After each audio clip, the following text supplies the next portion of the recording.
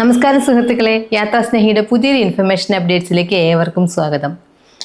ഇന്ന് നമ്മൾ ഡെയിലി അപ്ഡേറ്റ്സിൻ്റെ 3 അപ്ഡേറ്റ്സാണ് പറയാൻ പോകുന്നത്. അപ്പം 2 റേഷൻ കടകളുമായി ബന്ധപ്പെട്ടതും 1 ആയുഷ്മാൻ ഭാരത് ചികിത്സാ പദ്ധതിയുമായി ബന്ധപ്പെട്ടതാണ്. അപ്പോൾ നമുക്ക് എപ്പോഴും പറയുന്നത് പോലെ തന്നെ നമ്മുടെ ചാനൽ അല്ലെങ്കിൽ വീഡിയോ നിങ്ങൾക്ക് ഉപകാരപ്പെട്ടു എന്ന് തോന്നുന്നുവെങ്കിൽ തീർച്ചയായും ചാനൽ സബ്സ്ക്രൈബ് ചെയ്ത് സപ്പോർട്ട് ചെയ്യുക. നിങ്ങളുടെ വിലയേറിയ അഭിപ്രായങ്ങൾ കമൻറ്റായി അറിയിക്കുക. നിങ്ങളുടെ വേണ്ടപ്പെട്ടവരിലേക്ക് ഈ വീഡിയോസ് എല്ലാം ഷെയർ ചെയ്ത് എത്തിക്കുക. അപ്പം നമുക്ക് നേരെ വീഡിയോയിലേക്ക് കടക്കാം. നമ്മുടെ ആദ്യത്തെ അപ്ഡേറ്റ് ആയുഷ്മാൻ ഭാരത് ചികിത്സാ പദ്ധതിയുമായി ബന്ധപ്പെട്ടതാണ്. അപ്പം നമ്മൾ കഴിഞ്ഞ ദിവസം വീഡിയോ ചെയ്തിരുന്നു, 70 വയസ്സ് കഴിഞ്ഞ മുതിർന്ന പൗരന്മാർക്ക് അവരുടെ സാമ്പത്തിക സ്ഥിതി നോക്കാതെ തന്നെ 5 ലക്ഷം രൂപ വരെ സൗജന്യ ചികിത്സ ലഭ്യമാക്കുന്ന ഒരു പദ്ധതി വരുന്നുണ്ടെന്നല്ലേ. അപ്പം അതേക്കുറിച്ച് അതിൻ്റെ കൂടുതൽ അപ്ഡേറ്റ്സാണ് നമ്മളിന്ന് പറയാൻ പോകുന്നത്. അപ്പോൾ ആ വീഡിയോ നിങ്ങളെല്ലാവരും കണ്ടു കാണും അല്ലേ. അപ്പോൾ അതിൽ ഞാൻ ഒരുപാട് കാര്യങ്ങൾ പറഞ്ഞിട്ടുണ്ട്. ഒരുപാട് എങ്ങനെ ചെയ്യണം, എങ്ങനെയുള്ള സംശയങ്ങൾക്കെല്ലാമുള്ള മറുപടികളെല്ലാം അതിൽ ഞാൻ ക്ലിപ്പിങ്സോടുകൂടി ആഡ് ചെയ്തിട്ടുണ്ടായിരുന്നു. അപ്പോൾ നമുക്ക് അതിൻ്റെ ന്യൂ അപ്ഡേറ്റ്സ് എന്തൊക്കെയാണെന്ന് നോക്കാം. അപ്പോൾ ഞാൻ അതൊന്ന് വായിച്ച് കേൾപ്പിക്കാം കേട്ടോ. ആയുഷ്മാൻ ഭാരത് 70 വയസ്സ് കഴിഞ്ഞവർക്ക് അക്ഷയ വഴി രജിസ്ട്രേഷന് നീക്കം. പദ്ധതി രേഖ ലഭിച്ച ശേഷം തീരുമാനം. ആയുഷ്മാൻ ഭാരത് പദ്ധതിയിലൂടെ 70 വയസ്സ് കഴിഞ്ഞവർക്ക് 5 ലക്ഷം രൂപയുടെ ആരോഗ്യ ഇൻഷുറൻസ് പരിരക്ഷ നൽകുന്നതിനുള്ള രജിസ്ട്രേഷൻ അക്ഷയ കേന്ദ്രങ്ങൾ വഴി നടത്താൻ ആലോചന. കേന്ദ്രത്തിൻ്റെ പദ്ധതി രേഖ ലഭിച്ച ശേഷം തീരുമാനമുണ്ടാകും. ആയുഷ്മാൻ ഭാരതിനെ സംസ്ഥാന സർക്കാർ കാരുണ്യ ആരോഗ്യ ഇൻഷുറൻസ് പദ്ധതി അഥവാ കാസ്പിൽ ലയിപ്പിച്ചാണ് നടപ്പാക്കുന്നത്. സംസ്ഥാനം 1000 കോടി രൂപ ചെലവഴിക്കുമ്പോൾ 151 കോടി രൂപയാണ് കേന്ദ്രം അനുവദിക്കുക. സംസ്ഥാനത്ത് 70 വയസ്സ് കഴിഞ്ഞവരുടെ എണ്ണം സംബന്ധിച്ച് സർക്കാരിൻ്റെ കൈവശം കൃത്യമായ രേഖകളില്ല. കേന്ദ്രത്തിൽ നിന്ന് വിഹിതം നേടിയെടുക്കാൻ കൃത്യമായ കണക്ക് വേണ്ടതിനാലാണ് രജിസ്ട്രേഷനിലൂടെ വിവരം ശേഖരിക്കുന്നത്. സാമൂഹികമായും സാമ്പത്തികമായും പിന്നാക്കം നിൽക്കുന്ന 41.99 ലക്ഷം കുടുംബങ്ങളാണ് നിലവിൽ കാസ്പിലെ അംഗങ്ങൾ അഥവാ കാരുണ്യ ആരോഗ്യ ഇൻഷുറൻസ് പരിരക്ഷയിലുള്ള അംഗങ്ങൾ.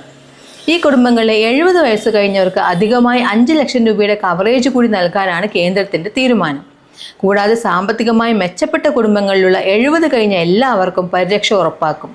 കേരളത്തിൽ സർക്കാർ ജീവനക്കാർക്കും പെൻഷൻകാർക്കും മെഡിസെപ്പ് ആരോഗ്യ ഇൻഷുറൻസ് ആണ് നിലവിലുള്ളത്. അപ്പം നമ്മൾ കഴിഞ്ഞ ദിവസം ആയുഷ്മാൻ ഭാരതിൻ്റെ വീഡിയോ ചെയ്തപ്പോൾ പറഞ്ഞിരുന്നു ഇത് എങ്ങനെയാണ് ലഭ്യമാക്കുക എന്നുള്ള കാര്യം അല്ലേ. അപ്പോൾ ഇത് അക്ഷയ കേന്ദ്രങ്ങൾ വഴി രജിസ്ട്രേഷൻ ചെയ്തിട്ട് ലഭ്യമാക്കാനാണ് ഇപ്പം കേന്ദ്രം തീരുമാനിച്ചിരിക്കുന്നത്. എന്നാലേ കേരളം തീരുമാനിച്ചിരിക്കുന്നത്. എന്നാലേ കേരളത്തിലെ 70 വയസ്സിന് മുകളിലുള്ള പൗരന്മാരുടെ കണക്ക് അവർക്ക് കറക്റ്റായിട്ട് ഉണ്ടാവുള്ളൂ എന്നാണ് പറയുന്നത്. അപ്പം നേരത്തെ 70 കഴിഞ്ഞ ആളുകൾക്കെല്ലാം കാരുണ്യ ആരോഗ്യ ഇൻഷുറൻസ് പരിരക്ഷയാണ് നൽകിയിരുന്നത്. ആ വഴിയിൽ നിന്ന് തന്നെ 5 ലക്ഷം രൂപ അധിക സുരക്ഷ നൽകുന്ന പദ്ധതിയിലേക്കാണ് ഇനി മാറുന്നത്. അതുപോലെ മുതിർന്ന പൗരന്മാർക്ക് ഗവൺമെൻറ് ജോലിക്കാരായവർക്ക് മെഡിസെപ്പ് എന്നുള്ള പദ്ധതിയും ഉണ്ട് അല്ലേ. അപ്പോൾ അതിനെക്കുറിച്ചൊക്കെ ഞാൻ നേരത്തെ ഡീറ്റെയിൽ ആയി പറഞ്ഞിരുന്നു. നിലവിൽ ഇൻഷുറൻസ് പരിരക്ഷയുള്ള പദ്ധതികളിൽ ഉള്ള അംഗങ്ങളാണെങ്കിൽ അവർക്ക് വേണമെങ്കിൽ ഇപ്പോഴത്തെ ആയുഷ്മാൻ ഭാരതിലേക്ക് മാറാം, അല്ലെങ്കിൽ അത് തന്നെ കണ്ടിന്യൂ ചെയ്ത് പോവാം എന്നല്ലേ. ഏതാണ് ഏറ്റവും കൂടുതൽ എളുപ്പം അല്ലെങ്കിൽ സൗകര്യപൂർവ്വം എന്ന് നോക്കിയിട്ട് ഈ മുതിർന്ന പൗരന്മാർക്ക് തന്നെ അത് തീരുമാനിക്കാവുന്നതാണ് കേട്ടോ. അപ്പോൾ ഇത്രയുള്ള ആയുഷ്മാൻ ഭാരതിൻ്റെ ഇനിയും കൂടുതൽ അപ്ഡേറ്റ്സുകൾ വരും. കാരണം ഇതൊരു പുതിയതായിട്ട് മാറ്റങ്ങൾ വരുമ്പം അതിൻ്റെതായ കാര്യങ്ങൾ പഠിച്ചു വരാൻ അല്ലെങ്കിൽ തീരുമാനങ്ങൾ നടപ്പിലാക്കി വരാൻ കുറച്ച് സമയം എടുക്കുമല്ലോ. അപ്പം പുതിയ അപ്ഡേറ്റ്സ് എല്ലാം വരുമ്പോൾ നമ്മൾ നിങ്ങളെ അറിയിക്കുന്നതായിരിക്കും കേട്ടോ. നമുക്ക് അടുത്ത വീഡിയോയിലേക്ക് നോക്കാം. ഇനി രണ്ടാമത്തെ അപ്ഡേറ്റ്സ് റേഷൻ കാർഡുകളുമായി ബന്ധപ്പെട്ടതാണ് കേട്ടോ. അപ്പോൾ ഞാൻ റേഷൻ കാർഡ് മസ്റ്ററിങ്ങുമായി ബന്ധപ്പെട്ട ഒരു വീഡിയോ ചെയ്തിരുന്നു, ഷോർട്സ് ചെയ്തിരുന്നു. അപ്പം അതിൽ പിങ്ക് മഞ്ഞ കാർഡുകൾക്കെല്ലാം മസ്റ്ററിങ് നിർബന്ധമായി ചെയ്യണമെന്നും നീല വെള്ള കാർഡുകാർക്കും ചെയ്യാവുന്നതാണെന്നും പറഞ്ഞിരുന്നു. അപ്പോൾ അതുമായി ബന്ധപ്പെട്ട ഒരു അപ്ഡേറ്റ്സാണ് വന്നിരിക്കുന്നത്. നമുക്ക് അതിൻ്റെ ഡീറ്റെയിൽസിലേക്ക് ഒന്ന് കടക്കാം. റേഷൻ കാർഡ് മസ്റ്ററിങ് നാളെ പുനരാരംഭിക്കും. റേഷൻ കാർഡ് അംഗങ്ങളുടെ മസ്റ്ററിംഗ് നാളെ പുനരാരംഭിക്കും. പ്രധാനമായും മുൻഗണനാ വിഭാഗങ്ങളിലെ അഥവാ മഞ്ഞ പിങ്ക് കാർഡ് അംഗങ്ങളുടെ മസ്റ്ററിംഗ് ആണ് നടത്തുന്നത്. മുൻഗണന ഇതര വിഭാഗങ്ങളിലെ വെള്ള നീല കാർഡ് അംഗങ്ങളുടെ മസ്റ്ററിംഗ് തീയതി പിന്നീട് പ്രഖ്യാപിക്കും. ഫെബ്രുവരി മുതൽ മാർച്ച് 17 വരെയായി മുൻഗണനാ കാർഡുകളിലെ 45.87 ലക്ഷം പേരാണ് ഇതുവരെ മസ്റ്ററിംഗ് നടത്തിയത്. മഞ്ഞ പിങ്ക് കാർഡുകളിലായി 1.07 കോടി അംഗങ്ങളാണ് ഇനി മസ്റ്ററിംഗ് ചെയ്യാനുള്ളത്. ഇതര സംസ്ഥാനങ്ങളിലോ മറ്റ് ജില്ലകളിലോ താൽക്കാലികമായി താമസിക്കുന്നവർക്കും അവിടെയുള്ള റേഷൻ കടകളിൽ മസ്റ്ററിംഗ് നടത്താം. മഞ്ഞ പിങ്ക് കാർഡുകാർക്ക് മുൻഗണന നൽകി മസ്റ്ററിംഗ് നടത്താനാണ് ഭക്ഷ്യ പൊതുവിതരണ കമ്മീഷണറുടെ നിർദ്ദേശം. ഇതിനായി റേഷൻ കടകൾക്ക് പുറമെ സ്കൂളുകൾ, അങ്കണവാടികൾ തുടങ്ങിയ സൗകര്യപ്രദമായ സ്ഥലങ്ങളിൽ ക്യാമ്പുകളും നടത്താം. റേഷൻ വിതരണം തടസ്സപ്പെടരുത്. കിടപ്പു രോഗികളുടെയും ശാരീരിക മാനസിക വെല്ലുവിളി നേരിടുന്നവരുടെയും വീടുകളിലെത്തും. ഒക്ടോബർ 8 മസ്റ്ററിംഗ് പൂർത്തിയാക്കി 15 മുമ്പ് കേന്ദ്രത്തിന് റിപ്പോർട്ട് നൽകുകയാണ് ലക്ഷ്യം. അന്തിമ റിപ്പോർട്ട് ഒക്ടോബർ 9 താലൂക്ക് സപ്ലൈ ഓഫീസർമാർ ജില്ലാ സപ്ലൈ ഓഫീസർക്ക് നൽകണം. അതുകൂടാതെ മസ്റ്ററിങ്ങിൻ്റെ ഒരു സമയക്രമം തന്നിട്ടുണ്ട് കേട്ടോ. ഓരോ ജില്ലകളിലും എന്നൊക്കെയാണ് ഡേറ്റുകൾ, മസ്റ്ററിങ് നടത്തുന്നതിനുള്ള ഡേറ്റ് എന്ന് തന്നിട്ടുണ്ട്. അതിൽ സെപ്റ്റംബർ 18 മുതൽ 24 വരെ തിരുവനന്തപുരം, 25 മുതൽ ഒക്ടോബർ 1 വരെ കൊല്ലം, ആലപ്പുഴ, പത്തനംതിട്ട, കോട്ടയം, ഇടുക്കി, എറണാകുളം, തൃശ്ശൂർ പോലുള്ളവ. പിന്നെ ഒക്ടോബർ 3 മുതൽ 8 വരെ പാലക്കാട്, കോഴിക്കോട്, വയനാട്, കണ്ണൂർ, മലപ്പുറം, കാസർഗോഡ് എന്നീ ജില്ലകളിലാണ് കേട്ടോ. അപ്പം ഈ റേഷൻ കാർഡ് മസ്റ്ററിങ് എന്തിനാണ് ചെയ്യുന്നത്? എന്താണ് ഈ മസ്റ്ററിംഗ് എന്ന് പറഞ്ഞാൽ, നമ്മുടെ വീട്ടിൽ എന്തെങ്കിലുമൊക്കെ അപ്ഡേറ്റ്സ് വന്നിട്ടുണ്ടെങ്കിൽ ആ അപ്ഡേറ്റ്സ് അവരെ അറിയിക്കണോ അല്ലേ?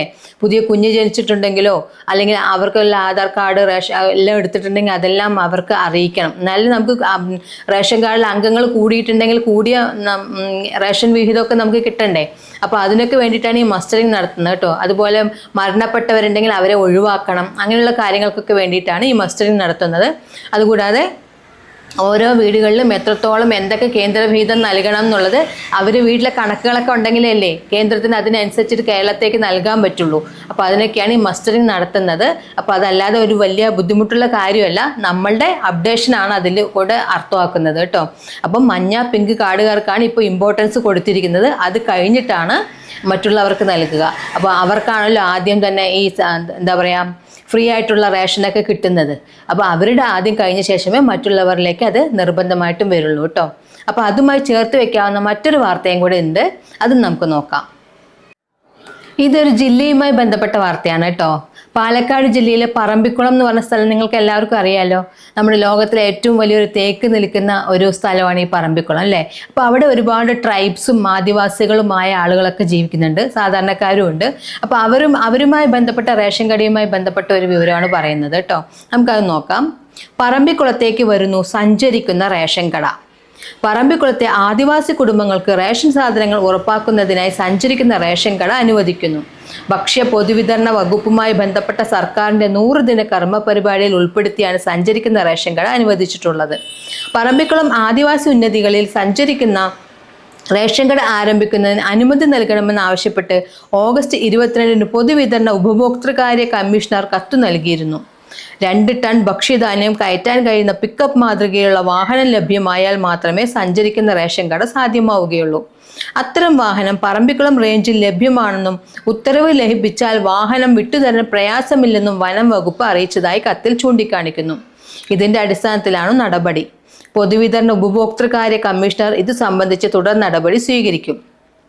സഞ്ചരിക്കുന്ന റേഷൻ കട എന്നത് പറമ്പിക്കുളത്തെ ആദിവാസി കുടുംബങ്ങളെ ഏറെക്കാലത്തെ ആവശ്യമാണ്. പറമ്പിക്കുളത്തെ പല ആദിവാസി മേഖലകളിൽ നിന്നും റേഷൻ കടകളിലേക്ക് 8 മുതൽ 14 കിലോമീറ്റർ വരെ ദൂരമുണ്ട്. പറമ്പിക്കുളം കടുവാ സങ്കേതവുമായി ബന്ധപ്പെട്ട് 12 പ്രദേശങ്ങളിലായി 2000-ലധികം പേർ താമസിക്കുന്നുണ്ട്. ഒരു തൊഴിൽ ദിനം നഷ്ടമാക്കിയാണ് പലരും റേഷൻ കടകളിൽ എത്തിയിരുന്നത്. സഞ്ചരിക്കുന്ന റേഷൻ കട വരുന്നതോടെ ഈ പ്രശ്നത്തിന് ശാശ്വത പരിഹാരമാകും. അപ്പോൾ പറമ്പിക്കുളത്തെ ആദിവാസികൾക്ക് വേണ്ടിയിട്ടാണ് ഇങ്ങനെ ഒരു സംവിധാനം ഒരുക്കണം എന്ന് പറഞ്ഞിരിക്കുന്നത് കേട്ടോ. അപ്പോൾ എന്തായാലും അത് ഇനീഷ്യൽ സ്റ്റേജിലാണ്. അപ്പോൾ അവിടെയുള്ളവർക്ക് സന്തോഷിക്കാം. അവരുടെ തൊഴിൽ ദിനങ്ങളൊന്നും നഷ്ടമാക്കാതെ തന്നെ അവരുടെ വീടിന് മുറ്റത്ത് അല്ലെങ്കിൽ ഏതെങ്കിലും അവർക്ക് എത്തിച്ചേരാവുന്ന ഏറ്റവും അടുത്തുള്ള സ്ഥലത്ത് ഈ റേഷൻ കടകൾ ലഭ്യമാവും. അപ്പം അത് അവർക്ക് ഒരു സന്തോഷം നൽകുന്ന കാര്യം തന്നെയാണ്. അപ്പം ഇന്നത്തെ ഈ വാർത്ത ഇത്രയേ ഉള്ളൂ കേട്ടോ. അപ്പോൾ 2-3 ചെറിയ കാര്യങ്ങൾ ഞാൻ നിങ്ങളുമായി ഡിസ്കസ് ചെയ്തുള്ളൂ. അപ്പോൾ അത് പക്ഷേ അറിവ് നമുക്ക് അത്യാവശ്യം അറിയേണ്ട കാര്യങ്ങളും കൂടിയാണ്. അപ്പോൾ നിങ്ങൾക്ക് ഈ വീഡിയോ ഉപകാരപ്പെട്ടു എന്ന് വിശ്വസിക്കുന്നു. നിങ്ങൾക്ക് ഇത് ഇഷ്ടപ്പെട്ടുവെങ്കിൽ തീർച്ചയായും നമ്മുടെ ചാനൽ സബ്സ്ക്രൈബ് ചെയ്ത് സപ്പോർട്ട് ചെയ്യുക. നിങ്ങളുടെ വിലയേറിയ അഭിപ്രായങ്ങളെ കമൻറ്റായി അറിയിക്കാം. പിന്നെ നിങ്ങളുടെ വേണ്ടപ്പെട്ടവരിലേക്ക് ഇത് ഷെയർ ചെയ്ത് എത്തിക്കുക. മറ്റൊരു ഇൻഫർമേഷൻ അപ്ഡേറ്റ്സുമായി വീണ്ടും കാണാം. യാത്രാ സ്നേഹി സൈനിങ് ഔട്ട്. ബൈ.